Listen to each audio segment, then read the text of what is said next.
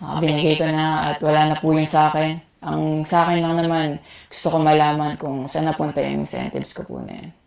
Yung principal po kasi dito wala po sa liit o laki ng amount po na incentives po na ginalaw niya, kundi po sa pagtago at paggalaw niya nang wala ko pong consent, yung pinapoint ko po sa kanya.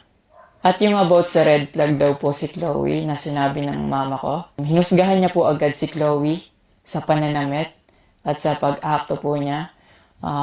Magkaiba po ng kinalakihan. Unang-una, lumaki si Chloe sa Australia at ayun yung nakagisnay niyang culture. At ibang-iba po talaga sa Pilipinas kung paano tayo gumalaw, magsalita o manamit po.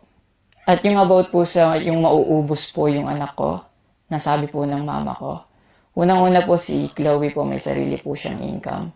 Lahat po ng nakikita niyong gamit o yung pag-travel niya kung saan-saan po. Galing po yun sa pinagpaguran niya po. At bakit naman po ako mauubos? Gaya nga po ng sinabi ko, si Chloe po may sarili po siyang income. And lahat po ng bank account ko po nasa mama ko po.